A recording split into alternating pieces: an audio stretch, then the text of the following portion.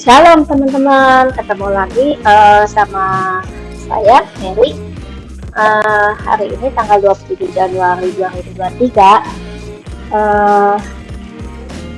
Ini adalah bahan lanjutan dari topik kita yang kemarin ya. Kalau ada yang masih ingat hukum kasih Allah dalam keberlangsungan hidup manusia ya. Nah, kita harus lanjutannya adalah karena ada kasih Allah di tengah keberlangsungan kehidupan ini adalah suatu sistem, otomatis kita harus mau untuk membayar harga untuk sakit dan mendapatkan keuntungan. Dan ini adalah topik kita hari ini. Sebelumnya terima kasih buat teman-teman yang udah ikut dalam kegiatan ini, mendengarkan. Ini adalah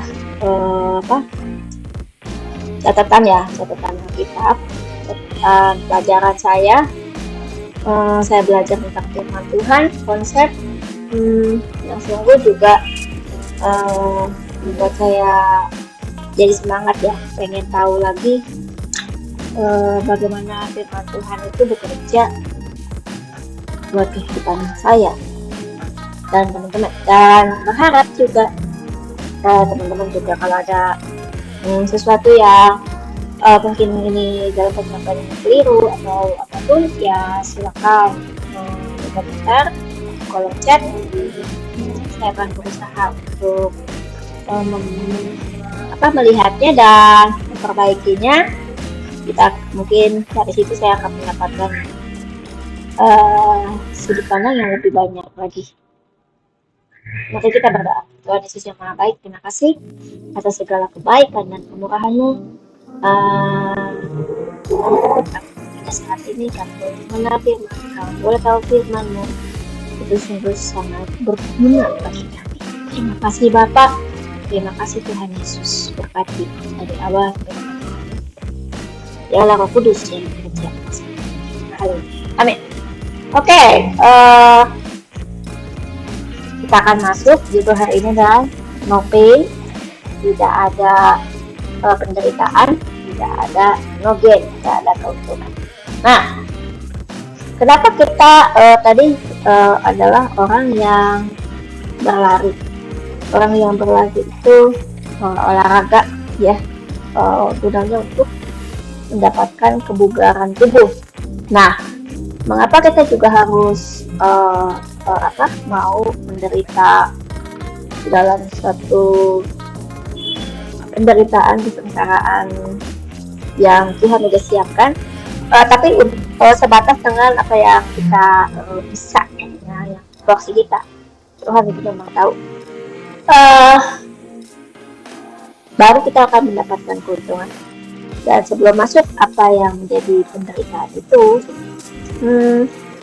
Tuhan tuh mau ngasih kita semua hal yang baik dari Allah.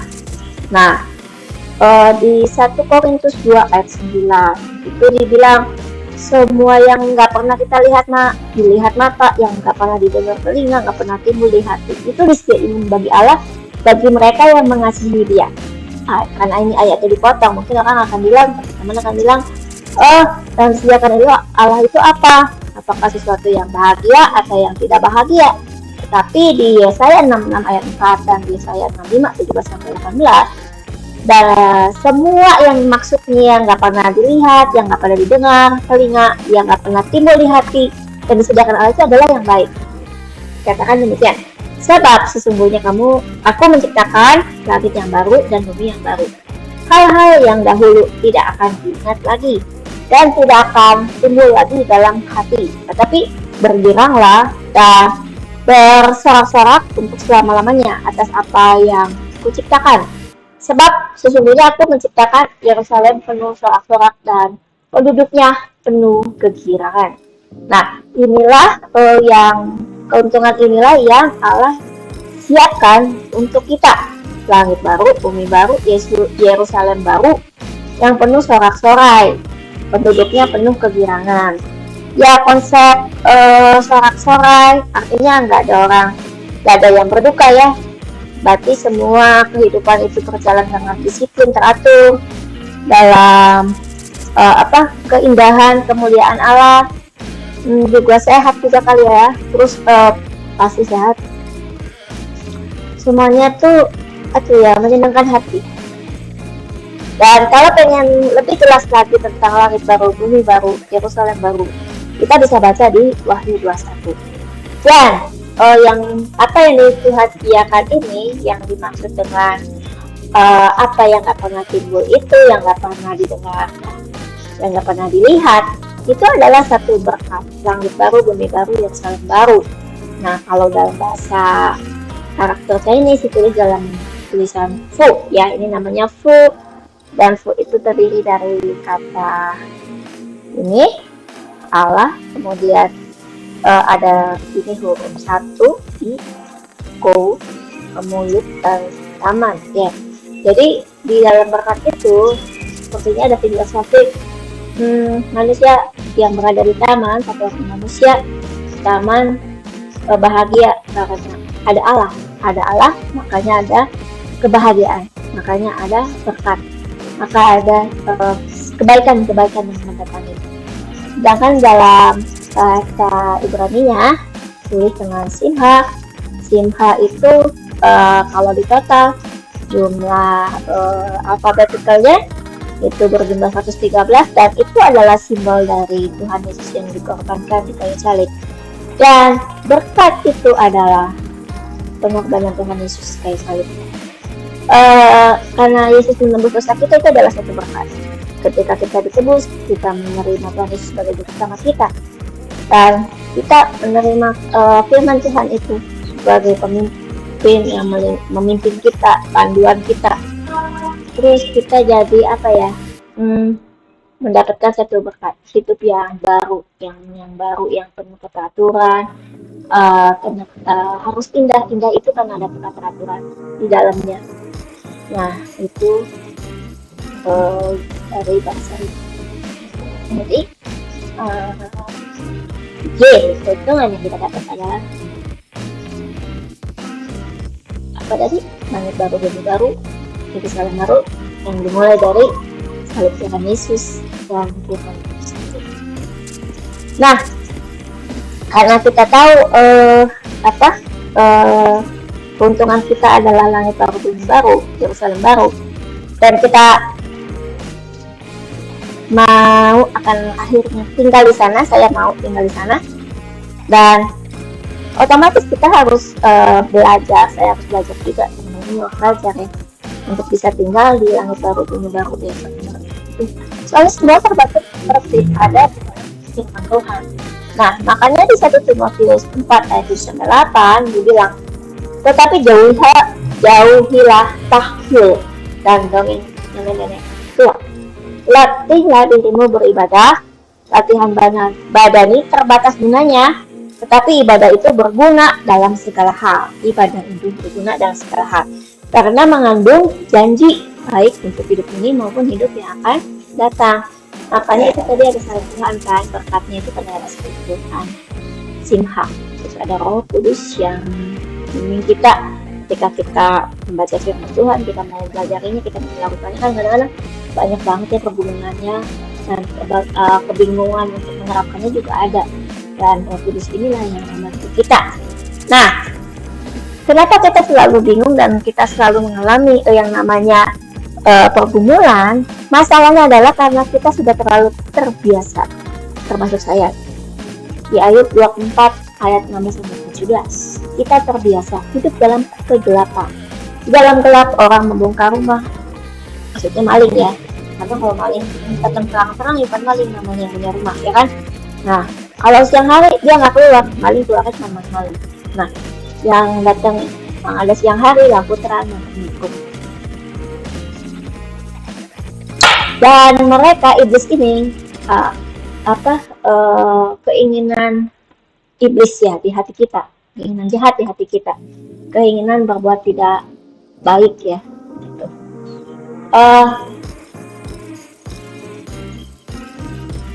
Karena kegelapan itu adalah pagi hari buat mereka, jadi kebalik.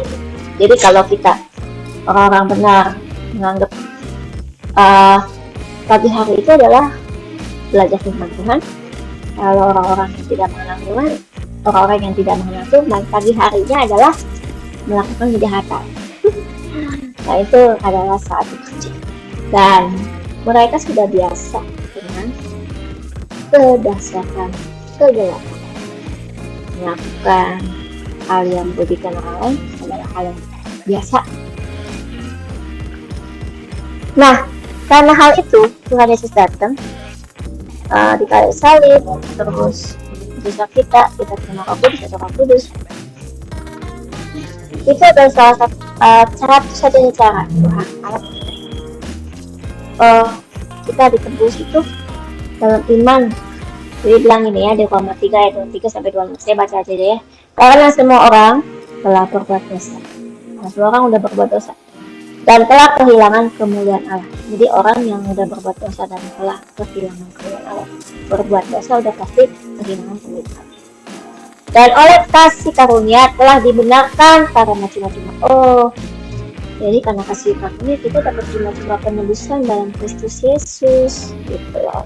Nah, sehingga kita bisa menerima firman itu dan kita tergerak mau melakukannya, kita mau hidup dipimpin dalam kebenaran firman itu. Jangan cuma-cuma karena penebusan dalam Kristus Yesus. Kristus Yesus adalah telah ditentukan Allah menjadi jalan pendamai karena iman dalam darahnya. Tuhan Yesus waktu hidup itu dia ini ya benar-benar ketaatan sama Allah, gak pernah kalah gitu ya. Nah, ini sama seperti kita. Jadi kalau kita kehidupan lama kita, termasuk saya yang suka tidak tahu kebenaran, kita tahu cuma tahu kejahatan, melakukan kejahatan, kesana. Itu tuh yang hidup dalam bertahun-tahun dengan kebiasaan yang begitu lama dan tidak ada orang yang mengajarkan. Itu seperti bongkahan batu yang gede banget.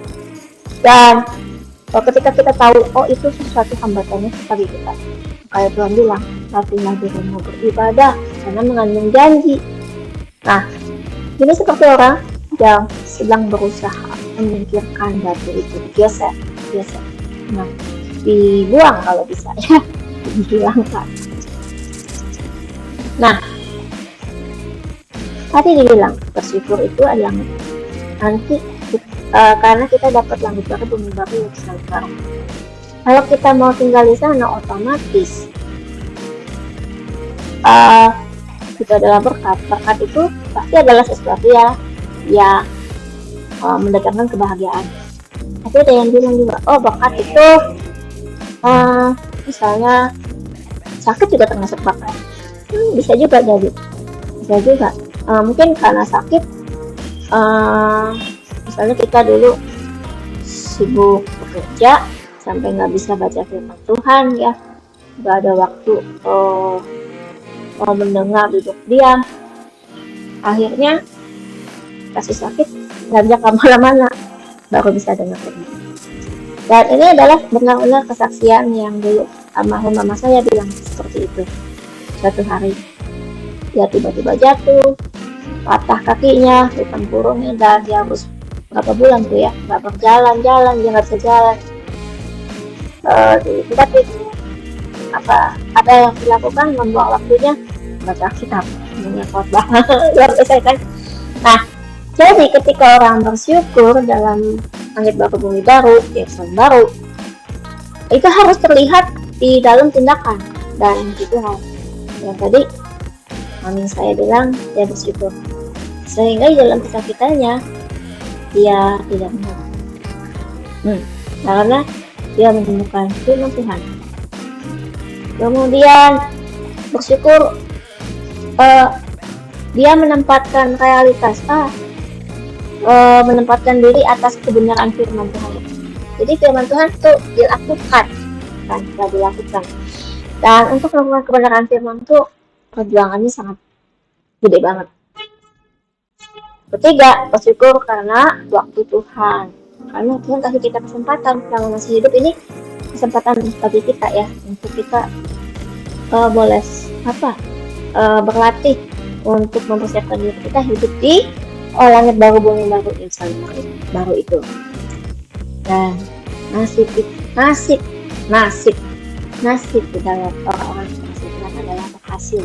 Oh, semua orang-orang yang mengasihi Tuhan, nasibnya adalah berhasilan. Oh, saya bukan apa sih namanya, teori kemakmuran, bukan, tapi ini adalah janji Tuhan. Nah, ada harga untuk dapat bersyukur. Ini adalah kepompong. Tadinya ulat itu tadinya bisa jalan-jalan, kemudian suatu hari dia harus berdiam diri menjadi kepompong, dia cuma bisa makan, dia nggak bisa kemana-mana, terikat di dalam satu bungkusan ini kita sebut kepompong, dan dia hanya bisa makan, dia suatu hari akhirnya dia menemukan akhirnya dia bisa terbang jadi kepompong ya, seperti itu. Nah, tadi ada harga untuk bersyukur. Ada juga harga untuk mengalami pembaharuan diri. Ini kan untuk kita tahu bisa dapat kebiasaan, tahu orang-orang yang tinggal di Yerusalem baru itu harus seperti apa. Kita kan harus mengalami pembaharuan diri, pengetahuan ya. Harus membuang waktu untuk berdoa, untuk kita. Dari sana kita akan juga tahu, oh kasih itu apa adanya ternyata. Gak perlu usah dibuat-buat, gak usah berpura-pura. Dan dalam kasih itu mengajarkan pembalasan adalah hak Tuhan. Jadi kita nggak boleh membalas kejahatan dari orang yang menjahati kita. Kemudian kerajinan, harus kita melakukan kerajinan kita dengan roh yang semangat. Kerajinan tekun melayani Tuhan, gerejanya, orang-orang sekitar kita, keluarga kita, teman kita, jadi gereja beneran gitu ya.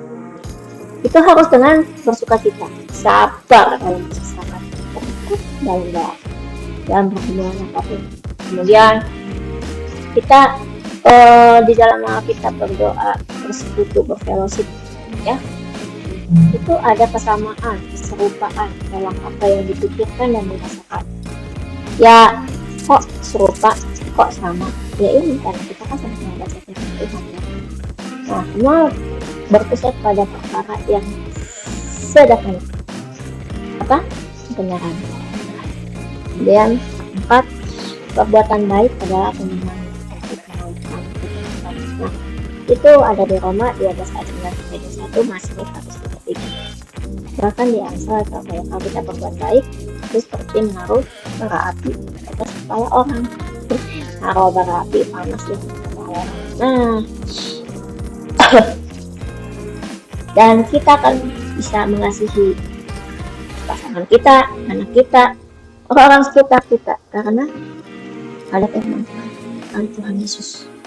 Gak ada Tuhan Yesus, kita susah untuk mengasihi orang sekitar kita. Bahkan kita juga tidak bisa mengasihi diri sendiri. Itu paling ekstrim. Nah, kita ada harga untuk hidup dalam kasih Allah. Jadi kasih Allah itu bukan sesuatu, memang Tuhan kasih cuma-cuma salib Tuhan Yesus kita semua dapat. Tetapi untuk kita hidup dalam kasih itu, kebenaran itu, wah ada harganya. Yakobus 1 ayat 2 dan 4 dibilang, saudara-saudaraku, anggaplah sebagai suatu kebahagiaan ini ya, apabila kamu jatuh ke dalam berbagai-bagai pencobaan ini yang saya tulis ini, sebab kamu tahu bahwa ujian terhadap iman itu menghasilkan keturunan. Nah, akan berbahagia karena menghasilkan keturunan. Dan biarkanlah keturunan itu memperoleh buah yang matang, supaya kamu jadi sempurna dan utuh dan tak kekurangan sesuatu apapun. Jadi suatu kebahagiaan adalah hasil dari suatu keturunan. Keturunan itu supaya kita menjadi sempurna atas kebenaran firman Tuhan yang kita pelajari, yang kita tahu, dan kita tidak kekurangan apapun ketika ada persoalan, ketika kita berhadapan dengan persoalan, kita menemukan apa ya, suatu fondasi, dan kita bisa melihat apa si iblis ya, yang dalam segala sesuatu persoalan atau apapun. Nah, jadi kehidupan kita di dunia ini, saya ini seperti orang ini yang ada di tengah laut. Ya. Hanya ada firman Tuhan untuk menolong kita tahu apa ya yang harus kita lakukan, apa yang harus kita pilih. Ada satu nats firman juga yang sangat membingungkan dan aneh di Lukas 14 ayat 6-7. Jikalau seorang datang kepadaku dan dia tidak membenci bapaknya, ibunya, istrinya, anak-anaknya, saudara-saudaranya, laki-laki atau perempuan, bahkan nyawa sendiri, dia tidak dapat menjadi muridku. Itu hanya itu yang ngomong. Dia akan benci bapaknya, ibunya, istrinya, anak-anaknya, saudara-saudaranya, laki-laki, perempuan, nyawanya sendiri dibenci. Kenapa? Dibenci karena nggak bisa menjadi murid Tuhan. Kenapa nggak bisa jadi murid Tuhan? Barang siapa tidak memikul salibnya dan mengikut aku, dia tidak dapat mengikut. Jadi ketika kenapa ini firman bilang, Allah bilang, Tuhan Yesus bilang, kita harus membenci ini, padahal ini orang-orang yang harus kita kasihi di lingkaran kita yang paling dalam. Nah, karena apa? Membenci firman. Dia karena membenci firman, otomatis kita tidak bisa memikul salib Yesus. Otomatis kita tidak dapat memikul firman. Bahkan karena itu mereka akan mendorong kita untuk tidak taat kepada firman. Udah deh, nggak apa-apa katanya, sekali-sekali masuk gereja, minggu depan masih ada kan? Gitu. Atau sekali-sekali bohong nggak apa-apa katanya gitu. Kan ini bohong buat kebaikan. Apakah seperti itu? Firman Tuhan berkata, kebohongan ya kebohongan, kebenaran adalah kebenaran. Jadi ketika kita menolong orang untuk menolong seseorang dengan kebohongan, mungkin harus dipikirkan lebih baik lagi. Ada cara yang Tuhan kasih, doain, pasti Tuhan kasih hikmat bagaimana caranya supaya kita bisa menolong orang itu tanpa harus berbohong. Oke. Berikutnya ada harga yang harus dibayar setiap hari waktu kehidupan kita. Setiap hari di waktu kehidupan kita. Di Ibrani 3 ayat 13-14. Tetapi nasihatilah seorang yang akan yang lain setiap hari, selama masih dapat dikatakan hari ini, supaya jangan ada di antara kamu yang menjadi tegar hatinya karena tipu daya dosa. Karena kita telah beroleh bagian di dalam Kristus, asal saja kita teguh berpegang sampai pada akhirnya, pada keyakinan iman kita yang semu. Jadi kita memang disuruh mengingatkan untuk kasih tahu ke orang-orang, mengingatkan, ayo kita melakukan kebenaran firman. Jangan tegar hati. Kita harus cari tahu. Ada banyak tipu daya ketika kita memiliki godaan untuk melakukan yang berlawanan dengan kehendak Bapa. Selalu ada tipu daya. Nah, karena kita adalah bagian dari Kristus Yesus, dan salib kita ada terima salib, dan kita mau memikul salib itu melakukan kebenaran firman dalam kehidupan kita sehari-hari. Itulah sebabnya kita mimpi kita ini ada di sini ya. Wah, surga, langit baru, bumi baru, ya, malaikat naik turun, gitu ya. Itulah sebabnya di 1 Timotius 4 ayat 7-8 tadi dibilang, latihlah dirimu beribadah. Kalau melatih dirimu beribadah itu, ibadah itu mengandung janji untuk hidup ini dan hidup yang akan datang. Dan Allah ingin kita berlebat. Nah, daya harga ini saya ambil ilustrasinya seperti bagal ya, kuda bagal. Ini adalah pencampuran antara keledai jantan dan keledai betina. Di Israel sana ada peraturan untuk tidak mencampur atau membuat mix keturunan ya hewan. Tetapi hal ini tetap terjadi dan bahkan bagal ini malah ini ya dipakai sama raja-raja. Itu ada saya tuliskan bagal merupakan jenis hewan persembahan kepada raja Salomo. Bangsa-bangsa lain mempersembahkan bagal. Dan bagal disebut sebagai binatang tunggangan orang-orang penting atau acara penting raja. Kenapa? Karena bagal itu punya kekuatan dan daya tahan melebihi keledai. Dia sebagai alat transportasi harus membawa kembali umatnya ke Yerusalem. Berjuang melakukan waktu Tuhan Yesus dielulukan di Yerusalem naik apa? Keledai, bukan bagal ya. Kalau orang level manusianya naik raja. Jadi harus mau itu beban supaya bisa dianggap sebagai sesuatu yang berguna, memiliki kegunaan. Terus akhirnya yang tadinya ditolak nggak boleh dikawin campur ini sekarang malah disebut sebagai alat transportasi ya Alkitab ya, bahwa yang membawa kembali umatnya di Yerusalem. Kemudian ada lagi ilustrasi bayar harga seperti pelanduk. Nah, pelanduk ini adalah sejenis binatang marmut ya, badannya bulat, berbulu dan ekornya pendek. Nah, terlihat lemah ya, tapi tinggalnya di Bukit Batu di atas tuh, di Amsal 30 aja nanti demikian. Kalau dia tinggal di sini ya aman tersembunyi kan ya. Ini cara dia. Yang hendak bangsa yang lemah, tetapi membuat rumahnya di Bukit Batu.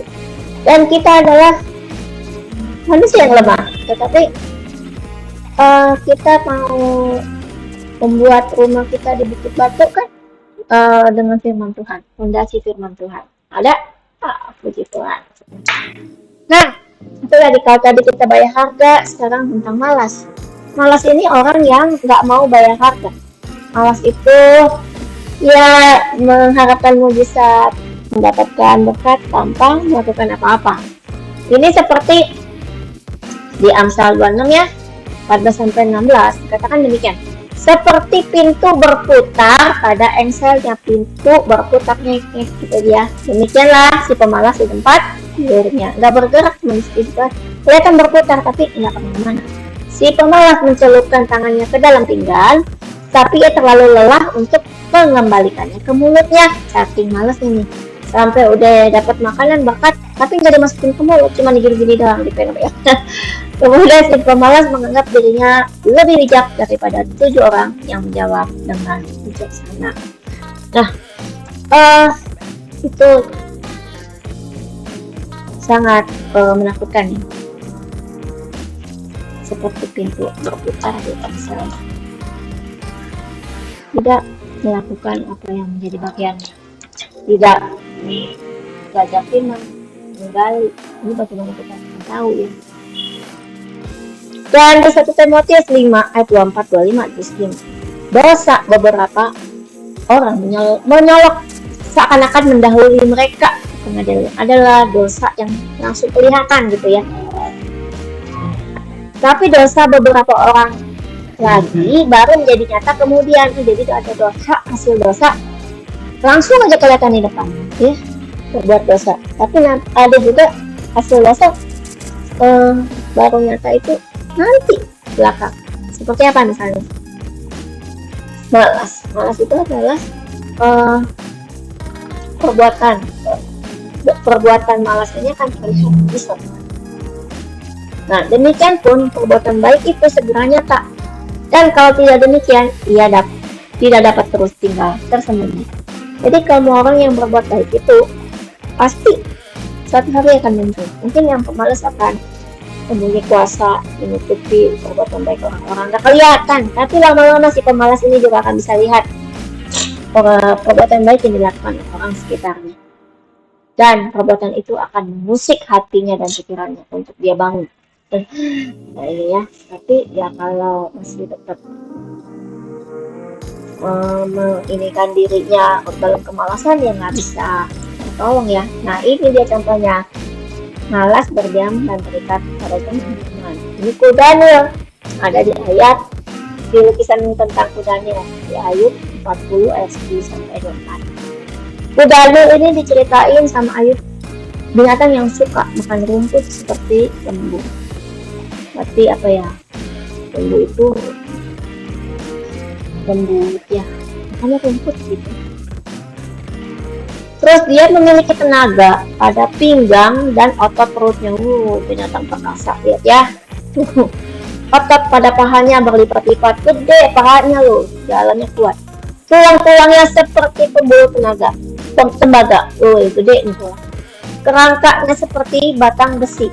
Tetapi anehnya Alkitab menuliskan, dia bersembunyi di bawah tumbuhan teratai sambil menderum, katanya mengeluarkan suara. Mungkin gitu ya.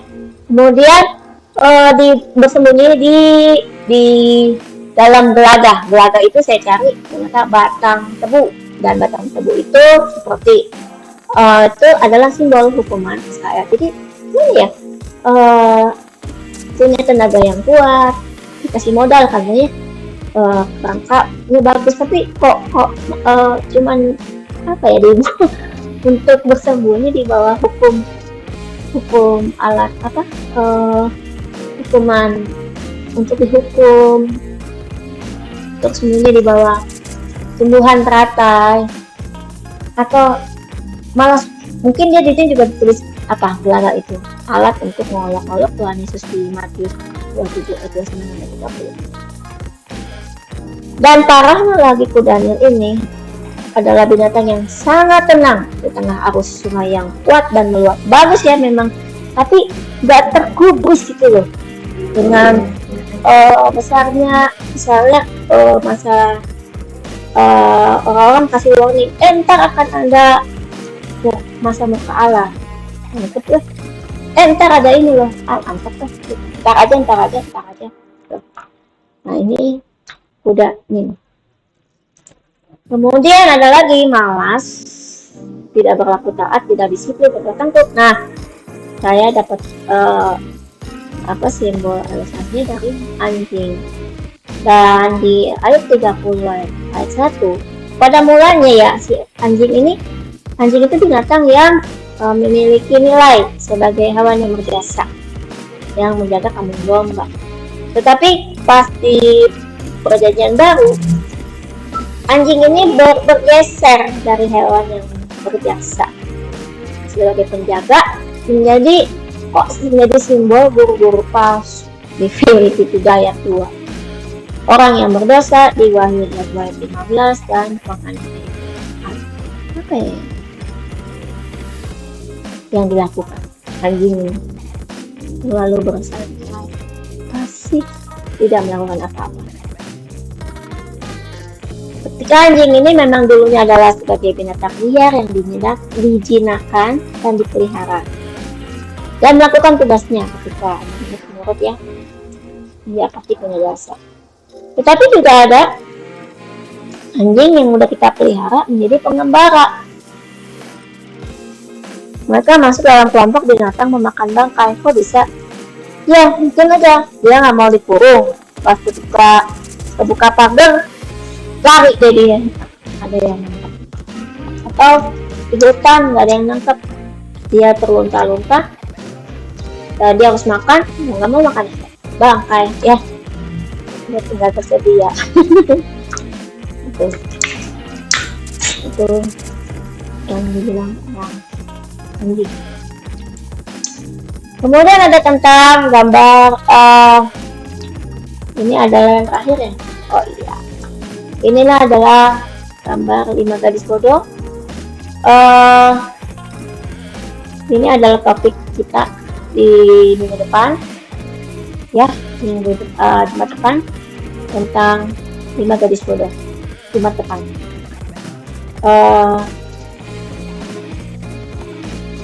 Apa?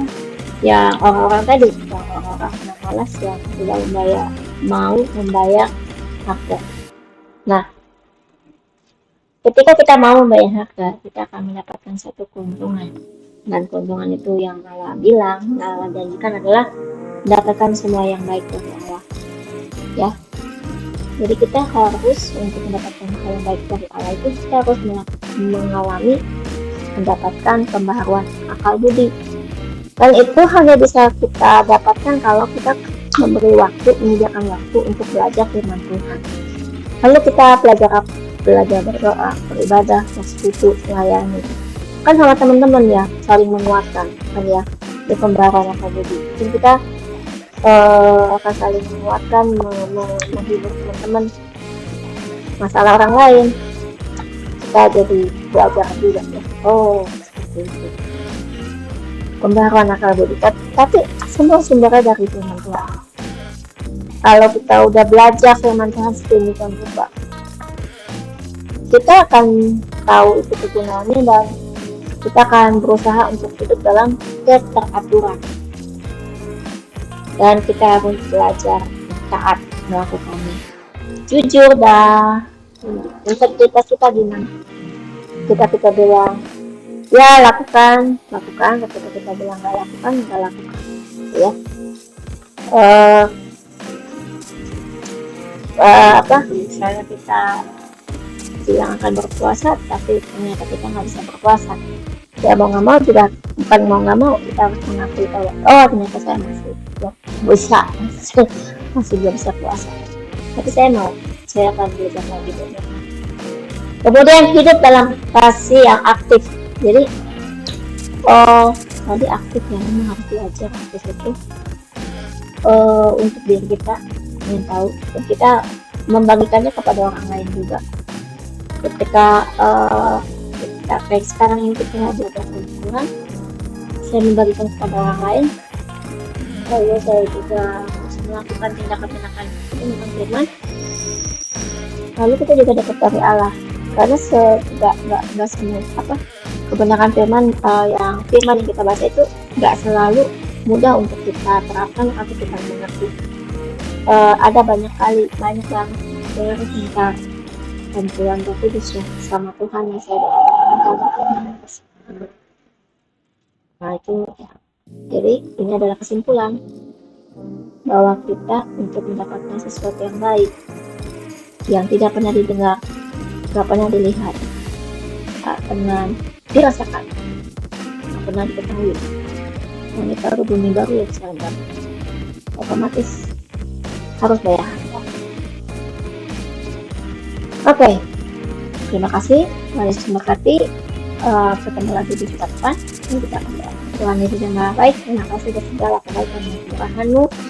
Memberkati juga saya dan teman-teman semua yang ikut kegiatan ini. Kiranya menjadi manfaat. Kiranya juga kasih Tuhan yang luar biasa kita memberkati kami, dan kekayaan kebenaran firman itu berlimpah-limpah dalam pikiran. Oke, sampai jumpa di